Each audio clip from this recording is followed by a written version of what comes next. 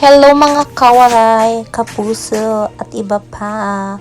So, share ko lang yung 2 weeks working sa aming bahay kubo sa Pinas. So, not bad kasi apat yung panday. I don't know sa Tagalog yan. So, yung workers, so, kasama na yung kuya ko, yung naka-green. So, yan yung nag-a-assist. So, 2 weeks na siya. So, hindi naman sa pag-ano ha. Yung nagasto ko na dyan is nasa more or less 110 char.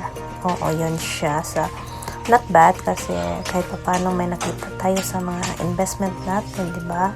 Hindi siya napupunta sa char-char lang. So, at least, I'm happy kasi yung trabaho is mabilis. 2 weeks yan. May septic tank na, may bubong, ay wala pa palang bubong, may floor, at saka finishing sa loob, at saka labas. So, yan. So, sa mga may planong maggawa ng bahay kubo or bahay natin, mas maganda talaga i-assist, i-check yung mga panday para mabilis ang trabaho nila at i-treat ng maayos para ganado sa trabaho. So, enjoy watching everyone!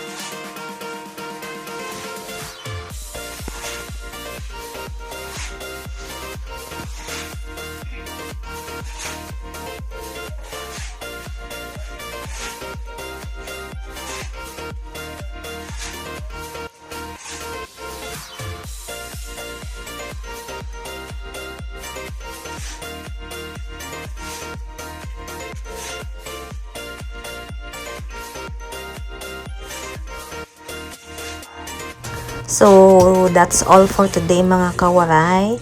So, salamat always sa pag-support sa mga totoong friend natin dyan. Salamat.